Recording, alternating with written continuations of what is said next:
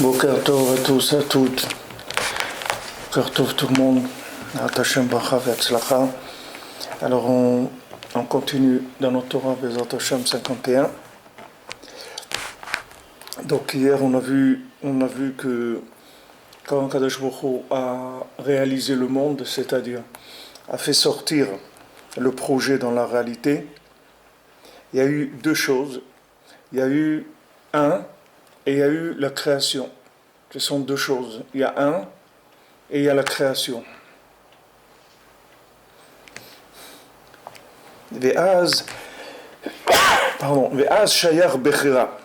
Et à ce moment-là, on peut parler de libre arbitre. Sheuprinat tahara, qui est le principe de la purification, de la pureté plutôt.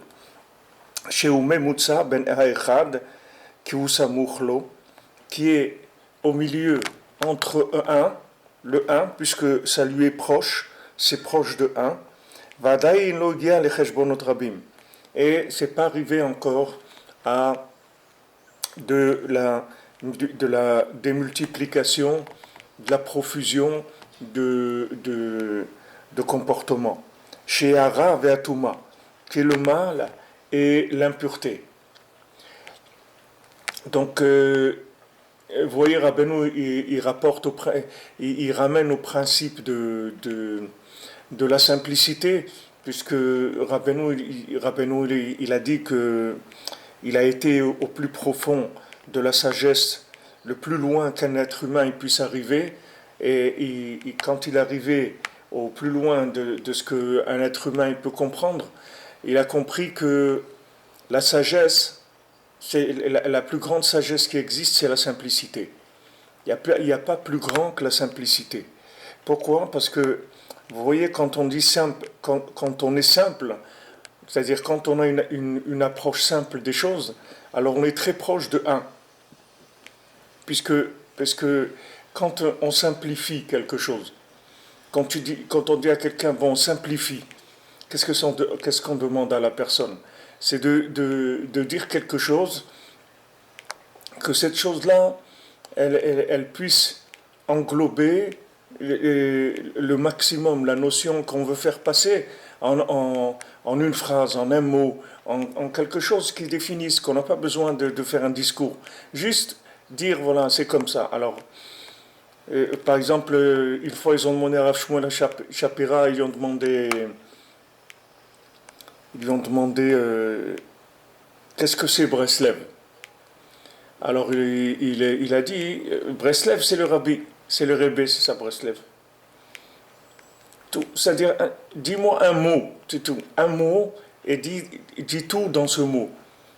Dis-moi en un mot ce qui contient tout. Alors vous voyez, là on s'approche de Echad, de la notion de Echad. Et c'est extraordinaire, ça veut dire que maintenant c'est une méthode pour fuir le mensonge. C'est une méthode pour fuir le mensonge. Mais sur ça va s'étendre à absolument tout. Que ce soit le rapport avec l'argent, que ce soit le rapport dans la maison, que ce soit un rapport avec les enfants, dans la nourriture, dans le sommeil, dans tout. Simplifier. Plus on complique et plus on s'éloigne de 1, c'est-à-dire de la notion de 1, et plus on a de chances de se tromper, puisque la démultiplication, c'est elle-même le principe du mensonge. Le principe du mensonge, c'est de dire autre chose que la vérité. Maintenant, cette autre chose-là, alors, comme on se trouve déjà dans autre chose par rapport à 1, puisqu'on se trouve après 1, on se trouve dans la création. Mais maintenant, cette création, on peut la connecter avec 1 au maximum. Alors, qu'est-ce qu'on fait ? On simplifie. On simplifie les choses. C'est-à-dire, plus on va aller dans la simplicité, et plus on va déjà être dans un domaine qui est déjà maîtrisé. C'est-à-dire et toute la folie qu'il y a aujourd'hui, c'est que les gens, ils se sont éloignés du bon sens, si vous voulez, ce qu'on appelle le bon sens. Il y a un bon sens dans la vie. C'est-à-dire, avant, les gens, ils avaient du bon sens. Vous prenez les gens, il y a un siècle, ils avaient du bon sens, les gens. C'est-à-dire qu'ils savaient ce que c'est un foyer, ils savaient ce que c'est un enfant, ils savaient ce que c'est une épouse, ils savaient ce que c'est le travail, ils savaient ce que c'est la nourriture. Il y avait des valeurs morales, des valeurs humaines, mais simples, des choses simples. Mais le monde, il a éloigné de cette simplicité-là. Il a compliqué, compliqué. Tout est compliqué. La nourriture, elle est compliquée. La musique, elle est compliquée. Le manger est compliqué. La vie est compliquée. Les rapports humains sont compliqués. Tout est compliqué. Alors maintenant, plus on complique, et plus on a des chances de se tromper. Parce qu'on s'éloigne de Echad. Donc Rabbeinu, il précise bien ici que, que maintenant la pureté, c'est quelque chose qui est proche de un. Et c'est pas encore arrivé à une trop grande démultiplication. Chez Hara et Atoma, qui est le mal et l'impureté. Donc vous voyez, le fait juste de démultiplier, ça s'appelle le mal et l'impureté. Ou Roshem Vesiman al-Shtalshelut.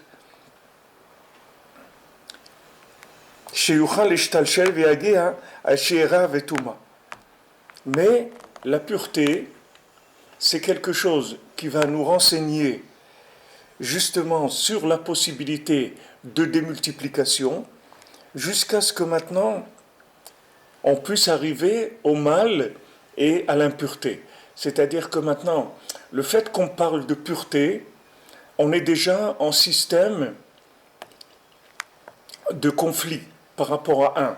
Puisque maintenant on dit, voilà, regarde, maintenant tu vas te purifier. Ah, quand on dit tu vas te purifier, ça veut dire que maintenant il y a une possibilité de ne pas être pur. C'est pour ça que tu me dis que d'être pur, c'est-à-dire quand tu vas me dire maintenant tu vas me dire maintenant de dire la vérité. Ça veut dire que maintenant il y a autre chose que la vérité. On peut dire autre chose que la vérité.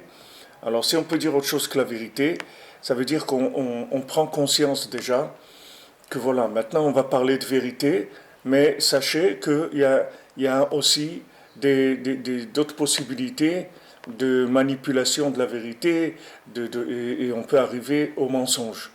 Alors une fois qu'on rentre dans la démultiplication, après ça va être très compliqué de trouver son chemin, surtout pour des novices, c'est-à-dire pour des gens qui ont des maîtres. Il n'y a pas de problème. Celui qui a un maître, il ne se pose pas de questions.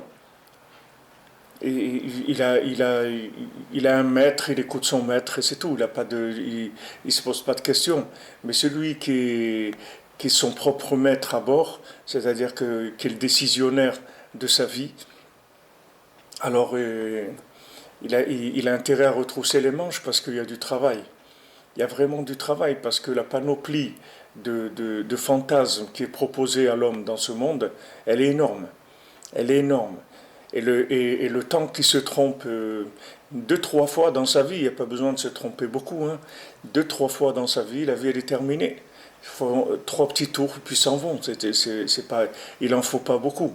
C'est-à-dire que il y a des gens qui se réveillent à 20 ans, il y en a à 40, il y en a à 60, il y en a à 80, et il y en a qui ne se réveillent jamais. Il y en a qui passent du sommeil, de la mort clinique à la mort. À la mort physique, et voilà, ils sont arrivés à passer dans un monde qui est parallèle, un monde qui a été inventé, qui est le fruit de la démultiplication de ce principe de la pureté. Donc dès qu'on parle de pureté, ça veut dire qu'il y a un effort à faire pour ne pas se laisser entraîner dans la démultiplication. Valken katu bazoar sheikar chizatatuma mesitra desmola. Donc c'est écrit dans le Zohar que toute l'emprise de l'impureté, elle vient du côté gauche. Ki atara meramezet sheyeshtuma. Parce que quand on parle de pureté, on fait allusion au fait qu'il y a impureté.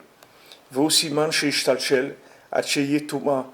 Et on nous fait signe, et on nous dit fais attention, on parle de pureté, c'est-à-dire on parle, si vous voulez, de sanctification de ce qui peut devenir impur, Donc quand on parle de sanctification, on parle de possibilité d'arriver au contraire.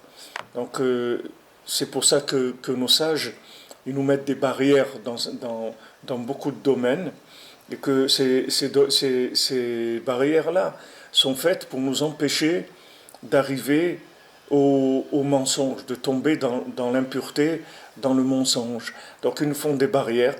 Ces barrières-là, elles vont protéger la pureté et elles vont nous protéger aussi de l'impureté.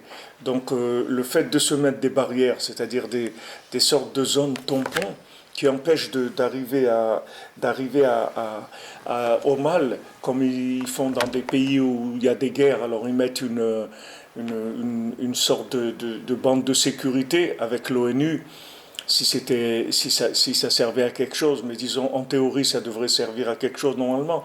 Mais on met des zones de sécurité pour empêcher qu'il y ait la guerre, pour faire créer une dissuasion des deux côtés, pour que les gens se tiennent à carreau, comme on dit.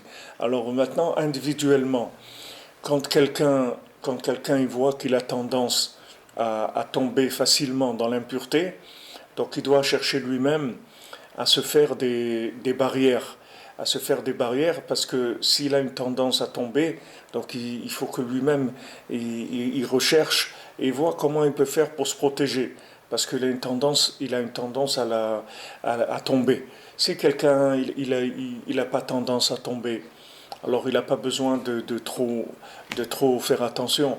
Mais si quelqu'un il a tendance à tomber, alors dans un certain domaine, donc il doit faire attention parce il est fragilisé. Donc tout ça, la Torah, elle nous fait allusion à tout ça en nous disant, voilà, la pureté. Elle nous parle de la pureté.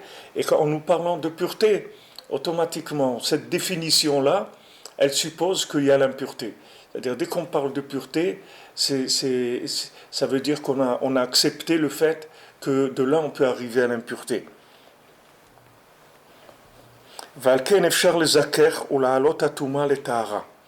Donc maintenant, quand on nous dit qu'il existe la pureté et on nous fait signe et on nous dit regarde, je te parle de pureté parce que sache que l'impureté ça existe, alors maintenant, pourquoi on nous dit ça? Parce que le principal de notre travail, ça va être de faire remonter l'impureté vers la pureté. C'est ça notre travail. Notre travail, c'est pas de ne pas se mouiller. Notre travail, c'est de faire attention, de récupérer, de récupérer le mensonge et de l'amener vers la vérité. Et c'est le but de la création. Parce que si le but de la création, c'était de rester dans la sainteté, alors on n'a rien à faire dans ce monde. Parce que ce monde-là, c'est pas un monde de sainteté. C'est un monde, on peut devenir saint, mais ce n'est pas un monde de sainteté. C'est-à-dire il n'est pas défini comme un monde de sainteté, c'est un monde de pureté. Donc quand on parle de pureté, on nous a renseigné sur notre travail, on dit regarde, tu vas être tout le temps confronté à des choix. Donc dans tes choix, il faut que tu aies en tête le fait qu'il existe de l'impureté et il existe de la pureté. Donc fais le bon choix. Comme la Torah dit, voilà, j'ai mis devant toi la vie et la mort, et tu choisiras, ou bacharta b'chaim, tu choisiras la vie. Ça veut dire que c'est un choix qui est constant, c'est un choix permanent. C'est-à-dire on va être confronté toute notre vie, on va être confronté pratiquement à chaque instant à des choix de ce genre. Donc il faut faire attention de pas rentrer dans la discussion avec quand on est attaqué, il ne faut pas rentrer en discussion parce que uniquement la discussion logique, elle va entraîner déjà une emprise du côté négatif. Comment il a fait le serpent pour attraper Chava, pour attraper Adam Arishon? Il est rentré dans un débat, c'est-à-dire dans un débat sur le concept de ce que Hachem avait demandé. C'est-à-dire Hachem avait demandé que de ne pas manger de l'arbre de la connaissance du bien et du mal. Et en discutant avec Rava, il y a eu il y a eu un petit décalage qui n'était pas un véritable mensonge, mais c'était une exagération. C'est-à-dire quand Rava a dit, Dieu a dit de ne pas toucher,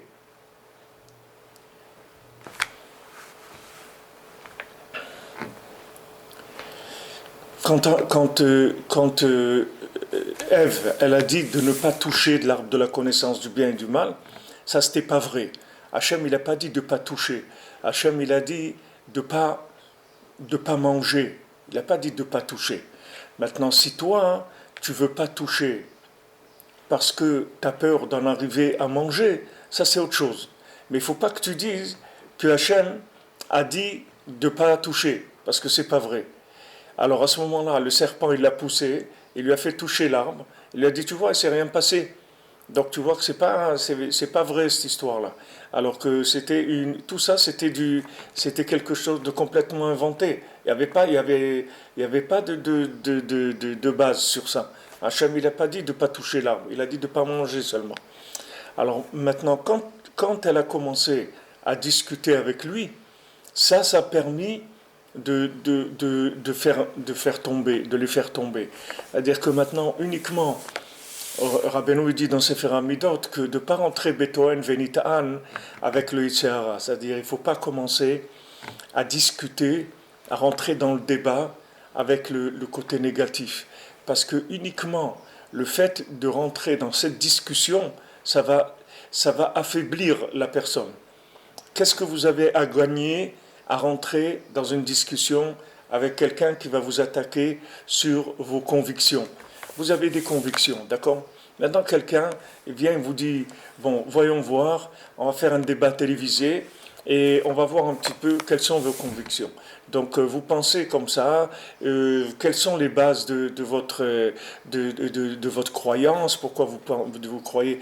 Je dis non, monsieur, moi je ne veux pas discuter, je ne suis pas intéressé à discuter. Si vous êtes quelqu'un qui est intéressé, on parle de ces choses-là, alors on va en parler avec plaisir. Mais si maintenant on fait un débat, où on va faire un débat de critique, on va commencer à venir avec un esprit critique pour essayer de comprendre les choses, il faut savoir que ça, c'est une méthode pour faire tomber les gens. C'est-à-dire que quand vous rentrez, vous croyez que vous discutez avec quelqu'un et que maintenant vous allez arriver à lui prouver que vous avez raison, et comme ça va être bien, etc. Et il n'y a rien à prouver du tout. Vous n'avez pas besoin de prouver que vous avez raison à qui que ce soit. Si vous parlez avec quelqu'un, c'est uniquement avec des gens qui cherchent la vérité et vous allez avoir un enrichissement personnel. Mais quand vous avez affaire à des gens qui ont un esprit critique, et surtout, il y a des gens qui sont malades, qui ont esprit, pas critique, mais esprit de critique. C'est-à-dire, c'est des gens qui sont malades, qui critiquent tout. C'est-à-dire, c'est leur attitude de vouloir couper les cheveux en quatre, de trucs. Mais ça affaiblit beaucoup la personne. Donc, il faut faire attention quand quand vous avez découvert des choses, et même des choses qui sont personnelles, des choses personnelles, des choses intimes à vous, qui sont ce que vous ressentez, ce que vous avez découvert dans votre vie, vos rêves, vos aspirations, tout ça, il faut en parler qu'avec des gens qui vous aiment. C'est-à-dire que des gens qui vont uniquement vous aider à développer ce que vous avez de bien. Pas des gens qui vont commencer à vous critiquer. Parce que des gens qui vont vous critiquer, ça peut faire beaucoup de mal. C'est pour ça que la Torah dit quand on a un rêve, on a rêvé quelque chose. Alors il faut le raconter à des gens qui nous aiment pour qu'ils nous l'interprètent de façon positive. Il faut faire attention qu'on ne nous interprète pas un rêve de façon négative. Maintenant, on pourrait dire, mais qu'est-ce que j'en ai à faire qui me l'interprète négativement? De toute façon, le rêve, il veut dire ce qu'il veut dire, et même si je ne connais pas l'explication, qu'est-ce que ça va changer? Non, pas du tout. Un rêve, c'est quelque chose qui est c'est quelque chose qui est une matière première, c'est-à-dire que c'est quelque chose qui doit être interprété. Sinon, c'est pas un rêve, c'est une réalité. Donc, si c'est un rêve, ça veut dire que c'est quelque chose qui, pour l'instant, est embryonnaire. Donc, maintenant, si c'est embryonnaire, il faut faire attention, parce que autant quelqu'un qui va l'interpréter positivement, il va permettre à cet embryon de se développer, et autant quelqu'un qui va vous l'interpréter négativement, et il peut étouffer la chose, la détruire, la détourner, arriver à des choses terribles. Donc il faut faire attention que de ne pas ouvrir, c'est-à-dire son intimité, c'est-à-dire ce qui m'est personnel, il faut faire attention, il faut le raconter qu'à des gens qui nous aiment. Il faut le raconter à des gens qui nous aiment. Des gens que vous savez qui sont des gens avec qui vous avez, qui vous avez confiance, et que vous savez qu'ils cherchent votre bien. Alors vous leur parlez de ces projets, que vous avez un projet comme ça, que vous voulez faire telle chose, vous avez envie de vous lancer là-dedans, vous avez envie... Et des gens qui vont vous encourager, ou même s'ils vont vous mettre un peu de retenue ou une petite nuance dans votre façon de voir les choses, mais ça reste quelque chose de positif. Mais si maintenant vous avez affaire à des gens qui critiquent, il faut faire très attention parce que c'est extrêmement dangereux. C'est extrêmement dangereux. Vous n'avez pas besoin d'exposer vos convictions à des gens qui ne sont pas dans la même obédience que vous, qui ne sont pas dans la même orientation que vous, des gens qui ne vont pas vous respecter. Vous voyez, et regardez, même Yosef Hatzadik, il racontait à ses frères ses rêves avant qu'il commence à prendre forme. Il a dit voilà, j'ai rêvé telle chose, j'ai rêvé les gerbes qui se prosternaient à moi, etc. Et ses frères, ils l'ont haï, ils ont voulu le tuer à cause de ça. Et Yaakov, quand il a entendu les rêves de son fils, il s'est écrit va vive Shamar et Tadavar. Et son père, c'est-à-dire Yaakov, il a gardé la chose, il a mis de côté, c'est-à-dire il a dit voyons voir ce qu'il dit, ça a l'air un petit peu bizarre, mais on verra. On verra le temps nous dira, on verra. C'est-à-dire qu'il ne s'est pas opposé, Yaakov. Il n'a pas dit à Yosef, bien qu'il ait fait une réflexion en lui disant quoi, tu veux dire que maintenant, quand il a dit le soleil et la lune se prosternent à moi, il a dit quoi, tu vas dire que moi et ta mère, on va se prosterner à toi. Même Yaakov, il était étonné. Mais il a gardé la chose, il n'a pas attaqué. Mais ses frères, ils ont attaqué directement. Ils ont dit, mais qu'est-ce que c'est ce rêveur-là? De quoi tu parles? De quoi tu parles? T'es en train... Alors pourquoi? Parce que il s'est adressé à des gens qui n'étaient pas prêts à entendre cette vérité. Donc il fallait faire attention, faire très attention. Parce que c'était fragile et ça lui a coûté cher. Il a beaucoup souffert de ça. Il aurait pu y passer. Hacham, il l'a sauvé, mais il aurait pu y passer. Il aurait pu mourir de cette histoire-là. En tout cas, ça lui a coûté très cher. Et eux aussi, ça leur a coûté très cher. Parce que le fait que maintenant, lui, il a révélé une vérité de façon tellement forte à ses frères et qu'ils n'étaient pas prêts à l'entendre, ça a entraîné toute cette guerre-là contre lui. C'est-à-dire qu'il a été obligé de s'exiler en Égypte. Il a passé 12 ans en prison. 12 ans en prison. Pourquoi il a passé 12 ans en prison? Une des raisons pourquoi il a passé 12 ans en prison, c'est pour que sa vérité elle soit cachée. Parce qu'il ne pouvait pas sortir. Donc pour l'instant, il est resté en prison. Hacham, il l'a mis de côté, comme on dit, il l'a mis sur la touche momentanément, pour que sa vérité puisse venir au moment propice. Et quand il est sorti de prison, il n'y a pas eu de problème, tout de suite ça s'est mis en place. Et d'ailleurs, vous voyez que lui-même, c'était un interprétateur de rêves, Yosef, puisque comment il est sorti? En interprétant le rêve des ministres qui étaient en prison. C'est comme ça que par la suite il est sorti de prison. Parce que Yosef, c'était un spécialiste de l'interprétation des rêves.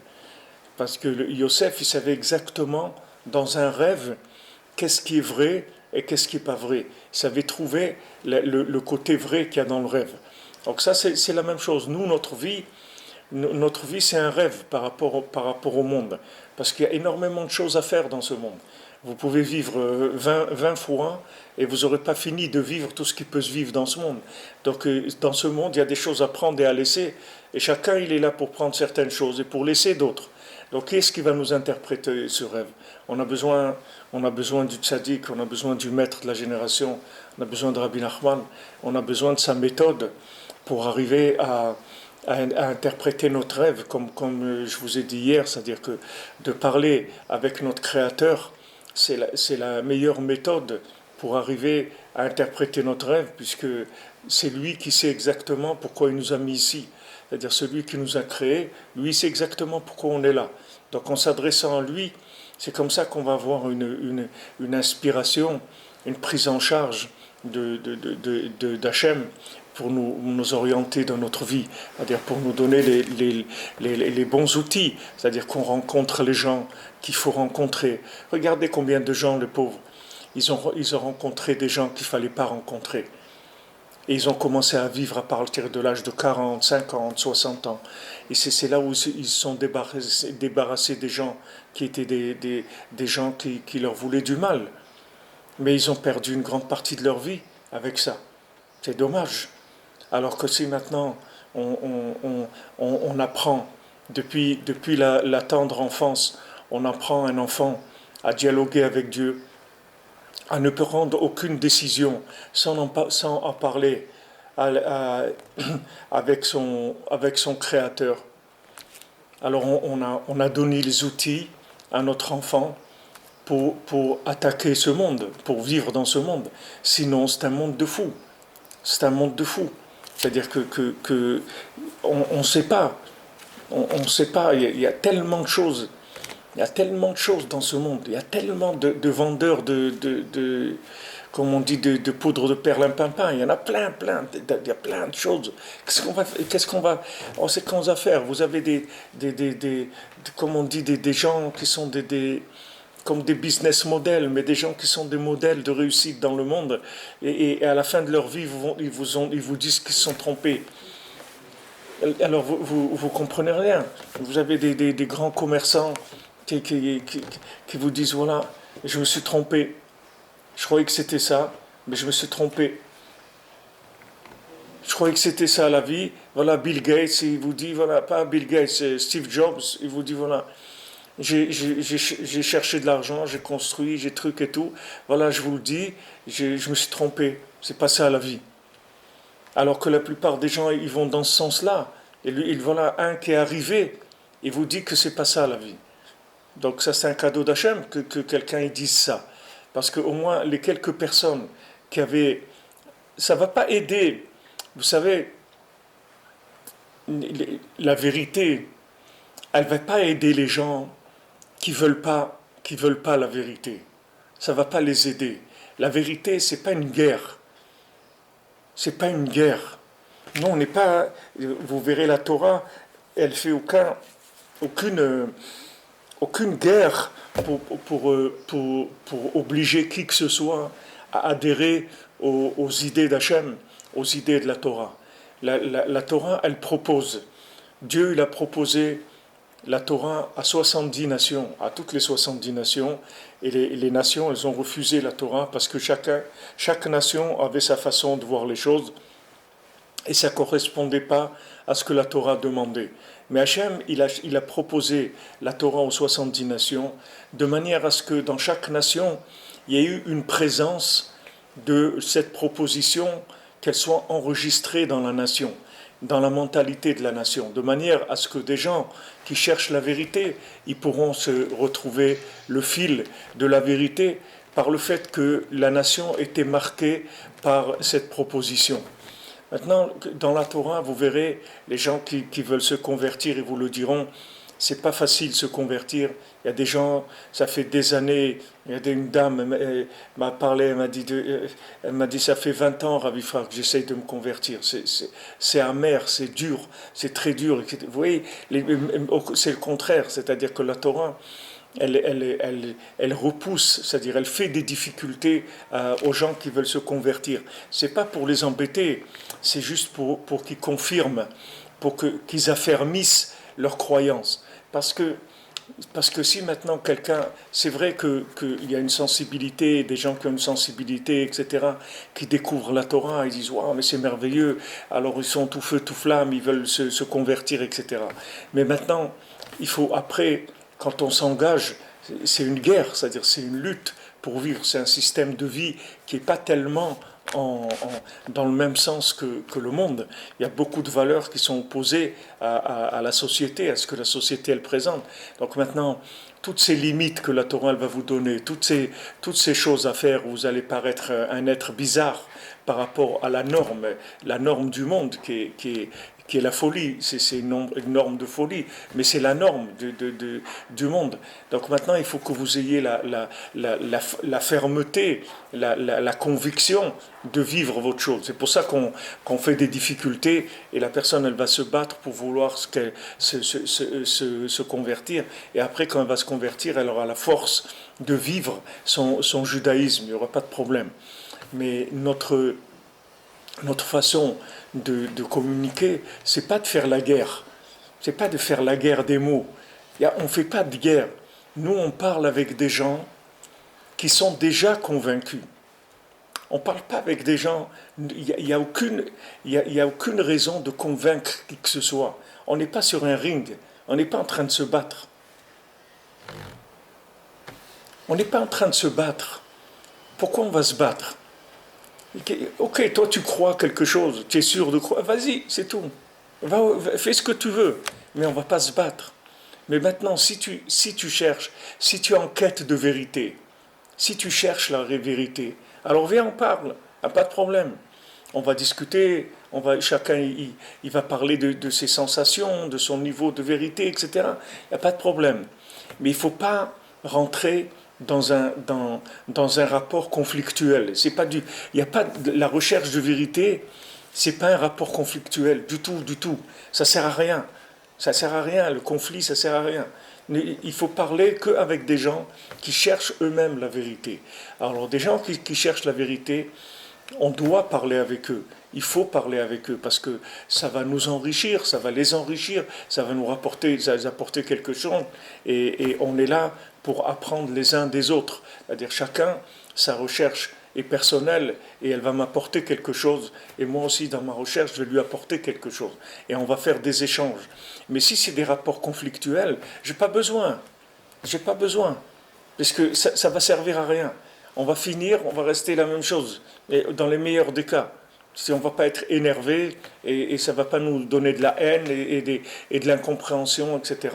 Le jour où tu veux discuter de vérité, etc., on est là quand tu veux. Et si tu veux pas, tant pis, c'est pas. La Torah, elle ajoute toujours. La Torah, c'est un principe de développement.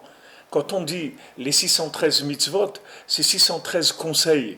Le Zohar il dit Tariag Eitin Doraita. Eitin en araméen c'est Etza, c'est-à-dire conseil.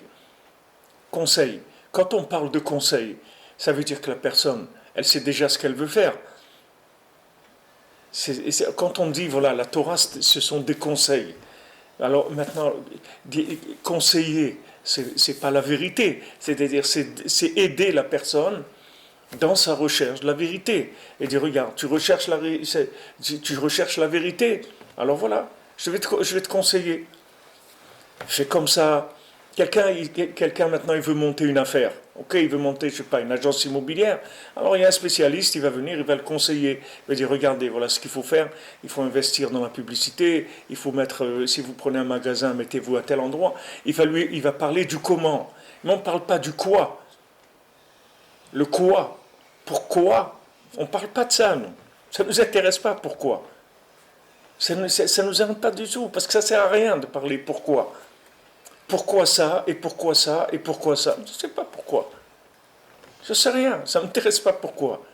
Moi, je veux me rapprocher de Dieu, c'est tout. Dis-moi comment on fait. Moi, je veux être heureux, dis-moi comment on fait. Moi, les quelques années que j'ai passées dans le monde, je veux les optimiser. Comment on fait? Voilà, c'est tout. Le comment, il n'y a aucun problème. On discute comment. Comment toi tu fais, comment moi je fais, comment l'autre il fait. Venez, on échange. On échange comme des recettes. des recettes de cuisine. On échange. Toi, tu prépares comme ça, moi je prépare comme ça, j'ai remarqué que ça, vous faites comme ça. Aujourd'hui, c'est sur Internet, c'est extraordinaire. Vous voyez des gens, ils ont fait des petites découvertes personnelles pour faire le pain, pour faire ci. Et voilà, ils vous donnent ces conseils, ça marche. Maintenant, vous aurez pu passer toute votre vie à côté, jamais vous aurez découvert. Et lui, il a découvert ça. Alors, il vous conseille, voilà, faites comme ça, faites comme ça. Mais on est d'accord qu'on est en train de faire la cuisine. Mais si quelqu'un il veut jeûner, alors c'est pas, on ne va pas discuter, c'est pas la peine qu'on parle de cuisine. S'il ne veut pas manger, c'est pas la peine qu'on parle de cuisine. Donc maintenant, pourquoi je vous dis ça? Parce que vous voyez que la création, il y a avant la création et après la création. Donc si maintenant il n'y a pas un rapport entre ces deux choses-là, il faut laisser tomber. C'est-à-dire que si maintenant la personne, elle fait partie des gens qui raisonnent que sur le principe je ne crois que ce que je vois, alors il faut les laisser tranquilles parce que c'est des gens qui sont dangereux. C'est des gens qui sont dangereux pour moi. Ils ne vont rien m'apporter du tout. Ils ne vont rien m'apporter. Alors que Hachem, il m'avertit, regarde, c'est un monde de pureté, c'est-à-dire que sache que tu vas être attaqué par l'impureté. Alors déjà, on ne rentre pas dans le débat. Rabbi Nachman, il dit, regardez, il va arriver un moment où le monde, il va être noyé dans l'hérésie. Il va y avoir un déluge d'hérésie. C'est pas le déluge de Noach, mais c'est un déluge d'hérésie. Il est pire que le déluge de Noach. Le déluge dans lequel on est aujourd'hui, il est pire que le déluge, parce que le déluge de Noach, les Maasé, qu'est-ce qui s'est passé? C'est des gens, ils sont morts. Et après, ils sont revenus, ils ont été réincarnés. Ils sont revenus en Égypte, ils sont revenus là. Sauf, c'est-à-dire, c'est des gens qui sont, c'est des gens qui sont réparés. Ils ont leur réparation, il n'y a pas de problème. Mais le déluge qu'on vit aujourd'hui, il est pire que ça. Parce que c'est une attaque mentale. C'est-à-dire, on vous attaque, le cerveau, on vous attaque le cœur. C'est ça qui est attaqué. On vous laisse l'emballage du corps. On ne vous attaque pas l'emballage du corps, mais on vous attaque le cerveau, le cœur. C'est ça qu'on vous attaque. Et on rend les gens fous. Et on rend les gens fous. Que les gens aujourd'hui qui ne sont pas d'accord avec ça, qui ne sont pas d'accord avec ça, alors on les regarde comme étant des gens qui ne sont pas normaux. Les gens qui ne sont pas d'accord avec la folie du monde, on les prend pour des gens qui ne sont pas normaux. Donc il faut faire très attention. À dire aujourd'hui, on se trouve à discuter de certaines choses comme si on parlait comme si on parlait de choses qui étaient opposées au monde, c'est-à-dire comme ils appelaient les Breslev à l'époque du communisme, ils appelaient les Breslev contre-révolutionnaires. Ils les appelaient les contre-révolutionnaires. Pourquoi? Parce que c'était des gens qui n'étaient pas d'accord avec le communisme. Et ils savaient toujours qu'ils faisaient un peu de la religion en cachette, et qu'ils faisaient des doutes, qu'ils faisaient des choses, qui ne croyaient pas dans le système. Donc dans les dossiers des bolcheviks, ils étaient classés comme contre-révolutionnaires. Breslev contre-révolutionnaire, c'était ça les dossiers de Breslev. Le dossier de Breslev, c'était appelé comme ça. Donc maintenant, quand vous avez un système comme ça qui s'est installé, alors c'est sûr que celui qui va parler contre le système, il est dangereux. Donc aujourd'hui, c'est la même chose, mais c'est pas des choses qui sont imposées comme le communisme qui a tué des millions et des millions de gens pour se mettre en place. C'est pas la même chose, mais il tue les gens, mais d'une autre manière. C'est pas comme à l'époque. C'est une autre façon de tuer les gens. Mais il faut faire attention parce que on est dans un déluge d'hérésie. Il y a un déluge. Alors Rabbi Nachman il dit, maintenant, à quoi ça sert que je parle de ça?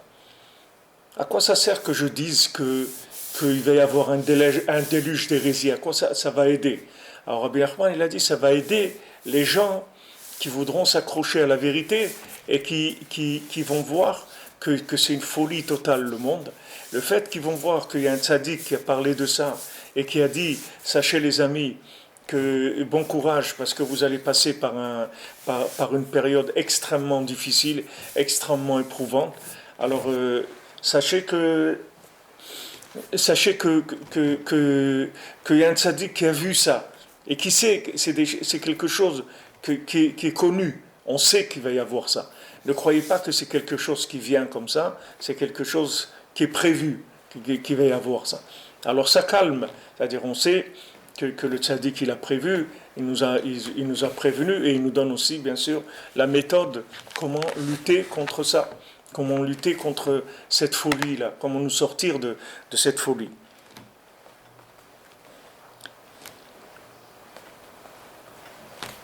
Alors maintenant, le but, donc, c'est de récupérer des éléments d'impureté et de les amener vers la pureté. L'impureté, c'est l'exagération à gauche, si vous voulez, de l'interprétation du fonctionnement du monde, d'aller trop à gauche, comme je vous ai dit hier, Esav qui représente l'Occident, Édom, c'est Esav, c'est le rouge, c'est-à-dire ça représente l'Occident. Alors lui, il a exagéré à gauche, c'est-à-dire il a exagéré dans la rigueur, et le fait qu'il a exagéré dans la rigueur, ça l'a amené à complètement refuser toute notion de monde supérieur, de monde futur, avant la création. C'est-à-dire que pour lui, il n'y a que ce monde et il ne veut que consommer et profiter et être riche et être bien et prendre beaucoup de plaisir, etc. Pourquoi? Parce que c'est pas parce que il n'est pas travailleur. Esav, il est travailleur. Il y a Daim Yede Esav, les mains de Esav. Il est travailleur. Seulement, il est exigeant avec lui-même, très exigeant. Donc comme il est très exigeant, il n'a pas trouvé de possibilité de vivre en contact avec Hachem dans une telle exigence. C'est-à-dire qu'il s'est exigé beaucoup trop de perfection par rapport à ce qui est possible. Donc il faut faire attention, on l'a dit souvent, il faut faire attention parce que la recherche de la perfection, c'est un défaut énorme. On peut rechercher à s'améliorer, on peut chercher à vouloir atteindre la perfection, mais il ne faut pas se l'exiger. Il faut laisser les choses venir, il faut laisser les choses mûrir, que ce soit pour nous, que ce soit pour notre conjoint, que ce soit pour nos enfants. Il faut savoir que si maintenant on a une conscience de la vérité, cette conscience de la vérité, elle ne nous est pas venue en une seconde, ça a été beaucoup d'approchements, de choses, on a découvert une chose, une autre, beaucoup de concours de circonstances qui nous ont amenés à découvrir telle chose ou telle chose. Donc il faut être patient, et il faut être miséricordieux avec le monde et il faut aller doucement avec soi-même, avec les autres. Il faut laisser mûrir le fruit.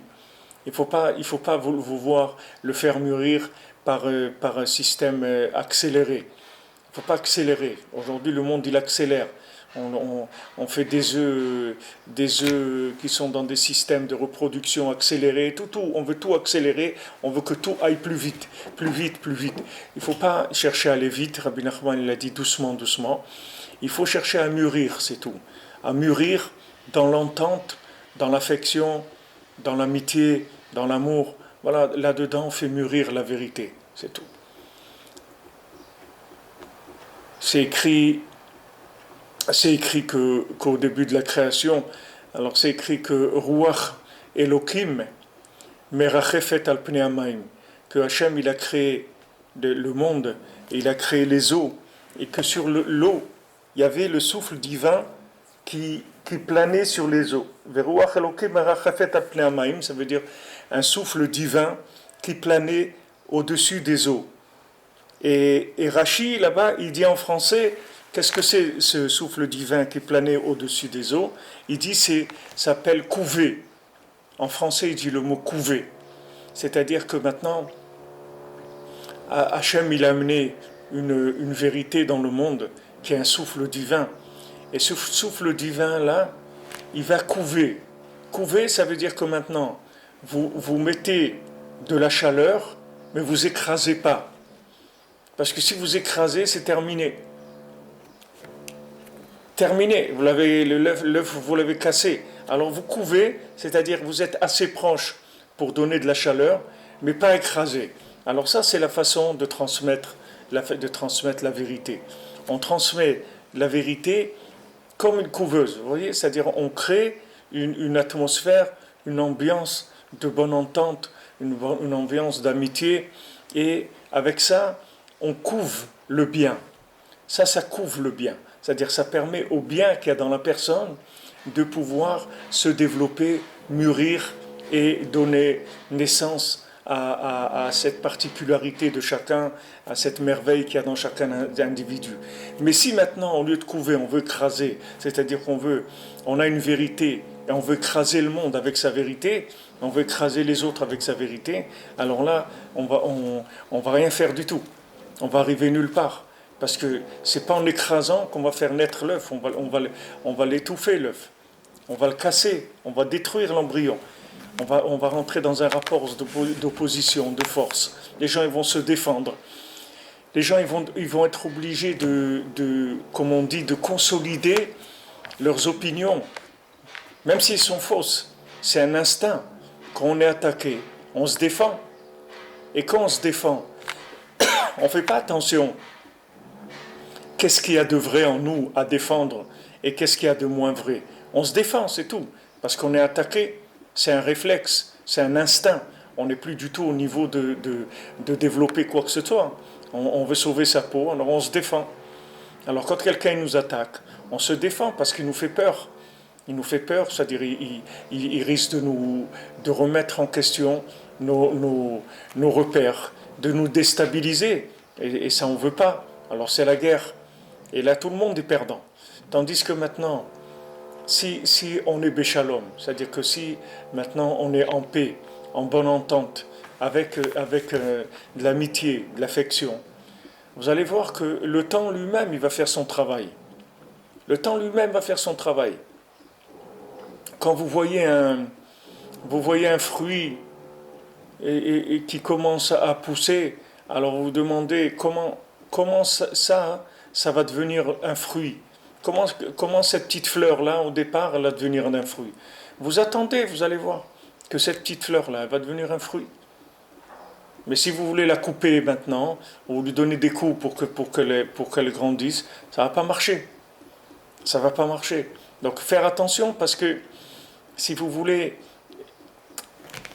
comme maintenant, la seule chance de quelqu'un dans ce monde, c'est d'être attaché avant la création, c'est la seule chose qui va lui permettre de ne pas perdre la tête dans ce monde, c'est-à-dire rester dans un principe de pureté.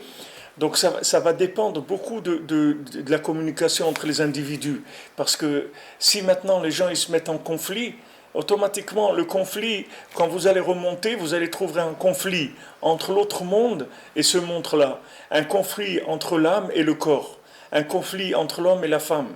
Un conflit entre le peuple juif et les nations. Un conflit entre le peuple juif et le tzaddik. Vous allez trouver des conflits. Le conflit, il est partout. La possibilité de conflit, elle se trouve à chaque étape. Donc il faut faire attention que la chose la plus importante, ça doit être le shalom. Qu'on doit être béchalom. Même si on a l'impression qu'avec le shalom, on va perdre du temps, parce que ça va mettre beaucoup plus de temps, c'est pas grave. C'est pas grave que ça mette plus de temps. Le principal, c'est d'être dans l'axe de la vérité. C'est pas la réussite qui compte. C'est de rester dans l'axe du vrai. C'est ça qui compte. Et après, Hachem lui donne la possibilité d'avancer comme lui il l'entend. Mais le principal, c'est de rester toujours dans l'axe de la vérité. Ça, il faut du shalom. Il faut être béchalom. Alors Rabbeinu il dit ici que ce qu'on doit faire, c'est récupérer les éléments d'impureté pour les amener vers la pureté. C'est-à-dire que on doit attirer le bien c'est-à-dire attirer tout ce qu'il y a dans le monde vers le bien. C'est-à-dire inclure tout vers le bien. Parce que l'impureté elle-même, d'où elle est née? Elle est née de la pureté. C'est-à-dire que du fait qu'il a existé la pureté, c'est ça qui a permis à l'impureté d'exister. Le fait qu'il y a la vérité qui existe, alors c'est ça qui permet au mensonge d'exister. Si on parlait de un, alors on n'a pas besoin de dire la vérité, on dit un, c'est tout. Pas besoin de parler de vérité. Mais quand on parle de vérité, Alors on parle de quelque chose qui est opposé au mensonge. Donc maintenant le mensonge, d'où il est venu? Il est venu de son opposition à la vérité. Donc il faut le ramener vers la vérité. Donc la vérité, c'est un pont qui nous permet de récupérer les éléments de mensonge pour les ramener vers un. Un, on ne peut pas dire vérité quand on parle de un. Parce que c'est un, c'est tout. Rabbeinu l'a dit avant. Quand on dit cette chose-là, elle est un, c'est de l'argent, par exemple, un objet, il est en argent. Alors il est en argent, c'est tout, c'est un. Pourquoi on dit c'est la vérité? C'est la vérité, c'est par rapport au fait qu'on peut dire c'est de l'or blanc, du cuivre, du zinc, de l'aluminium, ce que vous voulez. Alors on dit voilà, ça c'est la vérité. C'est-à-dire c'est une façon de protéger le un par rapport au relatif qu'il y a dans ce monde. Alors on dit voilà, c'est un. Mais c'est vrai. Mais quand on parle de vrai, c'est-à-dire c'est par rapport au mensonge. Donc le mensonge, d'où il vient? Il vient du fait qu'on a parlé de vérité.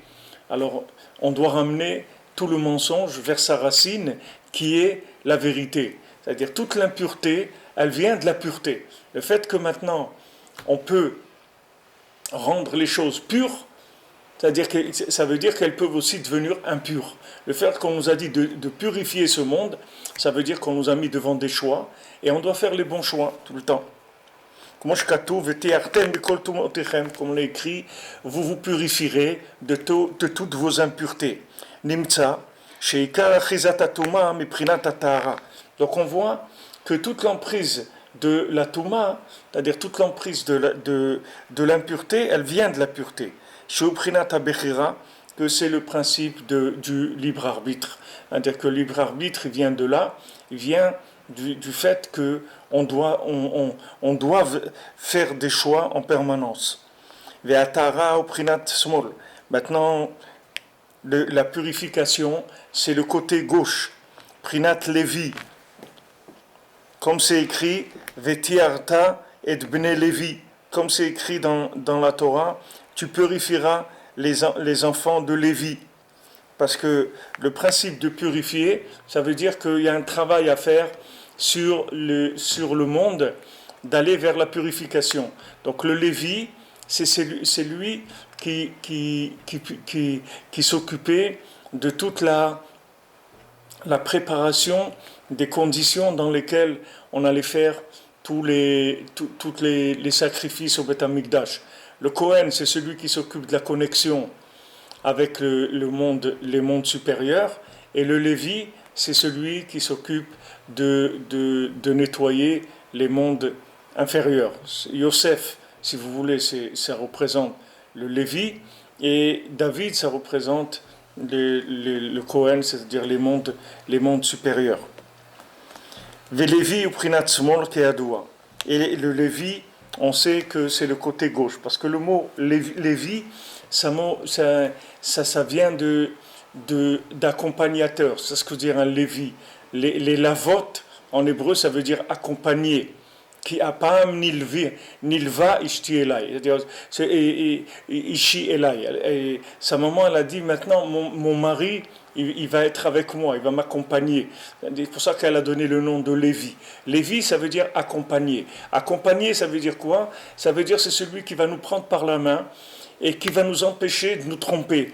C'est-à-dire qu'il va nous prendre et il va nous donner le bon chemin sur terre. C'est pas celui qui va nous donner l'inspiration, c'est celui qui va nous donner la méthode, si vous voulez. Le Lévi, c'est l'élève par rapport au maître. Le maître, c'est le Kohen, et le Lévi, c'est l'élève. C'est celui qui connaît la méthode, et celui qui va nous donner la méthode. Le maître, il va nous donner l'inspiration, il va nous donner la notion des mondes supérieurs. Mais ça, c'est le travail du maître. Mais le travail de l'élève, du Lévi, c'est d'accompagner. D'ailleurs, dans le mot élève, il y a le mot aussi Lévi dedans.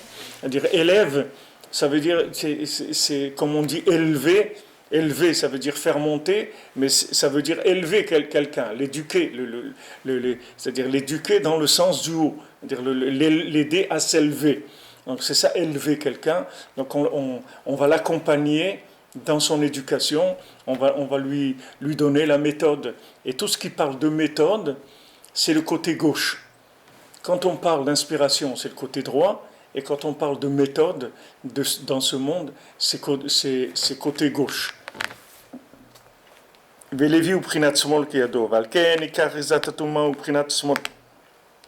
maintenant, où est-ce que l'emprise de l'impureté? Elle est du côté gauche, qui smol ou prinatatara, parce que l'impureté, elle va s'attraper sur le fait qu'il y a besoin de se purifier, le fait qu'il y a des choix à faire. C'est là où le mensonge va venir. S'il n'y avait pas de choix, il n'y aurait pas de problème. Mais le fait que maintenant on est confronté à des choix, donc le côté négatif, il va essayer de fausser nos choix en permanence. Shemisham ikar achizatatuma vekol zeu prinat smol prinat tara prinat abechira.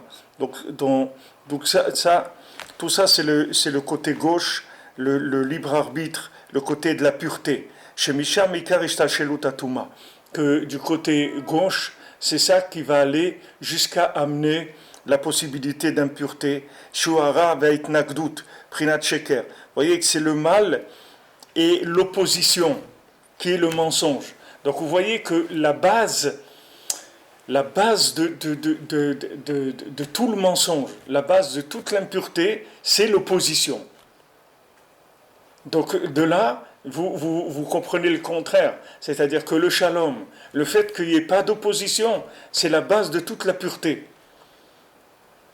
D'un côté, on vous avertit, on vous dit, regardez, toute l'impureté, elle vient de la itnagdout, c'est-à-dire de l'opposition à la vérité, de l'opposition à la pureté. C'est ça qui va amener l'impureté. Donc vous voyez que c'est un principe conflictuel, c'est-à-dire il y a un conflit. C'est comme ça que ça va fonctionner. Donc c'est pour ça qu'il n'y a pas pire que les conflits. C'est ce qu'il y a de pire. Ce qu'il y a de pire, c'est les conflits, que ce soit les conflits familiaux, les conflits partout dans le monde. Le pire, c'est les conflits. Regardez des gens, regardez les pauvres, les vies qu'ils ont à cause des conflits. Ils s'embourbent dans des conflits, des gens qui meurent, des gens qui souffrent terriblement parce qu'il y a des conflits. Donc les conflits, c'est la pire des choses qui est. Donc c'est pour ça qu'on dit qu'au début de la création, Hachem, il a jeté la vérité pour le shalom. Pourquoi la Torah, elle commence par bête? Pourquoi la Torah, elle commence pas par la lettre Aleph? Normalement, elle devrait commencer par la lettre Aleph, c'est la première lettre de l'alphabet. Pourquoi elle commence par bête? Pour te dire que voilà, il y a deux. Sache qu'il faut que tu t'arranges avec deux. Il n'y a pas de un, ça n'existe pas un ici. Ça existe deux attachés à un. Mais un, ça n'existe pas ici. Ici, il n'y a pas un. Ici, il y a deux qui sont rattachés à un. Mais pas un. Un, ça n'existe pas en tant que... Donc pourquoi on te dit ça? Pour que tu saches vivre, il faut que tu danses avec sur tes deux pieds. Une fois tu danses sur la jambe droite et une fois tu danses sur la jambe gauche. Tout dépend des situations. Tu ne peux pas être... Un ange, il a un seul pied. Il va tout droit. Et il regarde ni à droite ni à gauche. Il va tout droit, c'est tout. Mais un homme, c'est pas comme ça. Un homme, il doit s'adapter. Pourquoi? Parce qu'on est là pour vivre béchalom. Le shalom, c'est pas une idéologie qui est faite qui est belle, etc. C'est pas pour ça. C'est que le shalom, c'est la seule façon de vivre dans ce monde. Sinon, on ne peut pas vivre. Sinon, on va bloquer tout le développement de la vérité. On ne pourra pas. D'abord, on le shalom, et après la vérité. Il faut que la vérité, elle soit béchalom. Sinon, c'est un problème. Même avec nous-mêmes. Il ne faut pas se faire violence, il faut se faire la guerre à soi-même. Il faut apprendre, prier, discuter, jusqu'à ce que la vérité mûrisse en nous. Il faut que ça mûrisse, ça se fasse dans la paix. Il faut vivre son rapport avec Hachem dans la paix intérieure. Il ne faut pas que le rapport avec Hachem, ce soit un rapport conflictuel. On vit dans la déchirure. Ça, on l'a dit hier. C'est-à-dire on vit entre notre conscience et nos actes qui sont souvent en désaccord. Mais ce désaccord-là, c'est pas une guerre. C'est pas une guerre. C'est le fait que maintenant, on est en train de travailler, c'est tout. Alors on développe. On a un point de départ. Et à partir de ce point de départ, on avance. On a des hauts, des bas, mais on avance par rapport à un point de départ. Donc ça, c'est si vous voulez, le shalom, c'est quelque chose d'indispensable. C'est pas un plus. C'est indispensable. Et Hachem lui-même, il préfère le shalom que la vérité. Parce que une vérité qui a pas de shalom, c'est pas une vérité. Une vérité dans laquelle il n'y a pas de shalom, c'est pas une vérité. Parce que si la vérité, elle n'est pas viable, alors elle nous intéresse pas. Parce que nous, ce qui nous intéresse, c'est de vivre avec Hachem. Mais si tu me proposes une méthode, que cette méthode-là, elle nous permet pas de vivre, qu'est-ce que tu veux que je fasse avec? Moi, ce qui m'intéresse, c'est une méthode qui me permet de vivre. Donc, dès que la vérité, elle n'est pas viable, d'ailleurs, il y a beaucoup des halachot, des lois de la Torah, que quand maintenant les sages voient que les gens, ils n'arrivent pas à les appliquer, alors ils les instaurent pas. C'est-à-dire qu'ils ne vont pas mettre des lois en sachant que les gens ne vont pas les faire. Donc ils ne les mettent pas. Même si ces lois, c'était pour de la vérité, mais puisque maintenant la communauté, elle ne peut pas, donc on laisse, on ne dit pas. Donc ce qu'on va chercher, c'est ce que la personne, elle peut, et c'est ce qu'elle peut, on va l'attacher à la vérité. Et ce qu'elle peut, petit à petit, ça va grandir, grandir, jusqu'à arriver au maximum de ce que la personne, elle peut arriver dans ce monde, Bezrat Hashem. Alors voilà, on continuera demain, Bezrat Hashem. Je m'excuse, j'étais en retard aujourd'hui. Et on s'accroche et on avance, Bezrat Hashem, dans la joie, dans le shalom. Que des bonnes nouvelles à tous et à toutes, et des Bezrat Hashem, beaucoup de shalom, de bien, beaucoup de santé, beaucoup de réussite, et que chacun puisse interpréter bien son rêve et le réaliser, Bezrat Hashem.